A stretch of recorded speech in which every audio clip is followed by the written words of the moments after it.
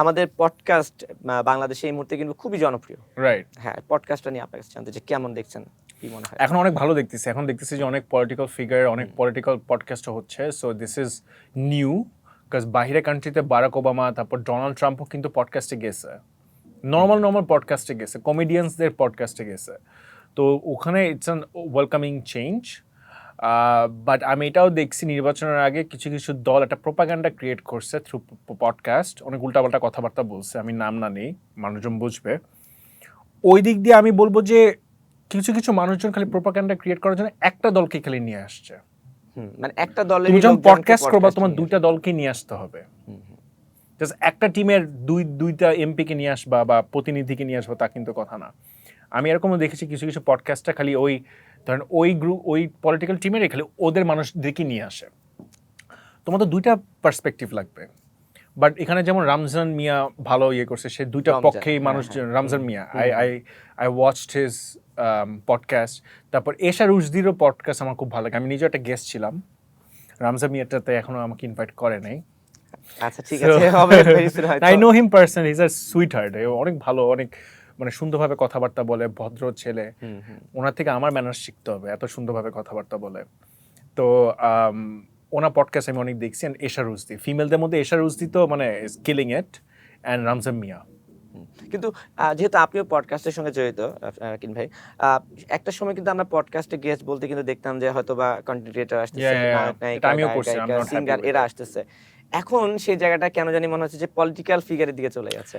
হ্যাঁ, মানে এখন হোক, এবং মানুষ কিন্তু দেখছে কেন এটা আমি কেন বলি, ধরেন এই যে টিপিক্যাল মিডিয়াতে আপনাদের এই যে ধরেন নিউজ ইয়েতে, এখানে একটা পলিটিক্যাল ফিগার কিছু একটা বললে এক হলো টাইম তো নাই, তারপরে অনেক কিছু সেন্সর করা হয়।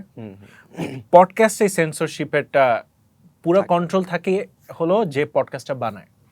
সো একটা পডকাস্ট 1 ঘন্টার একটা এপিসোড হয়, ওই 1 ঘন্টা একটা মানুষ যখন কথা বলে আপনি কিন্তু এই মানুষের সম্পর্কে ভালো কিছু বুঝতে পারবেন।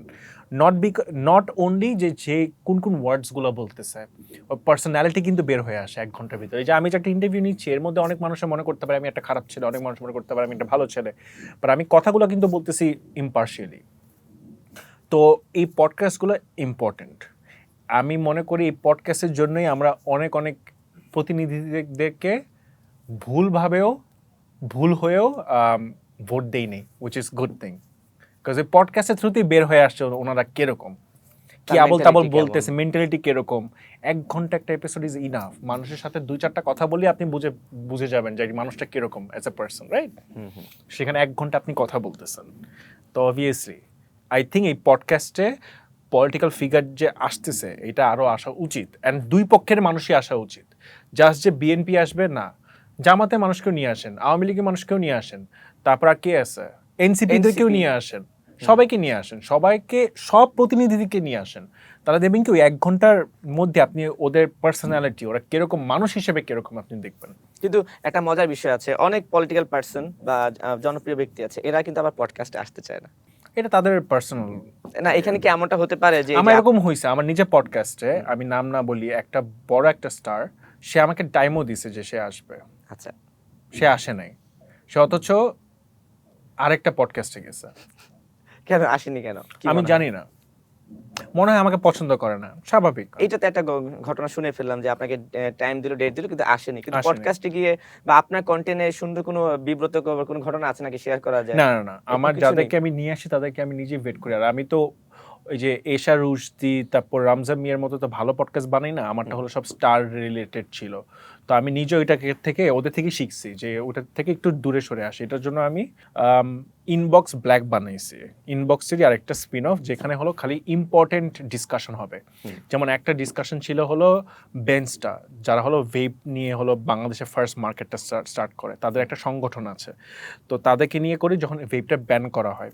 তো আমরা একটা পুরো সুন্দর একটা ডিসকাশন ছিল, একটা ডক্টরও ছিল আমাদের সাথে এভার কেয়ারের। তো ফার্স্ট এপিসোড এরকম ছিল যে ভেপটা কি ব্যান করা উচিত নাকি উচিত না। আমার কারো পক্ষেও যাইনি, বিপক্ষেও যাই নাই, আমরা পুরোটা অডিয়েন্সের উপর ছেড়ে দিছি। তারপরেও শাবনাম ফারিয়া আপুর সাথে ছিল, শাবনাম আপুর সাথে ছিল friends, family, love, relationship, marriage and divorce, এই টপিকগুলো নিয়ে। ওই এপিসোডটা অনেক ভাইরাল হয়েছে, 2টা এপিসোডই ভাইরাল হয়েছে। ওগুলো কিন্তু ইনবক্সের আন্ডারে না, ইনবক্স ব্ল্যাক। তো আমি এখন ইনবক্স ব্ল্যাককে নিয়ে মানে কাজ করতে চাই, ডিফারেন্ট ডিফারেন্ট টপিক নিয়ে এক একটা এপিসোড হবে পুরো টোটালি ডিফারেন্ট দেন দি আদার।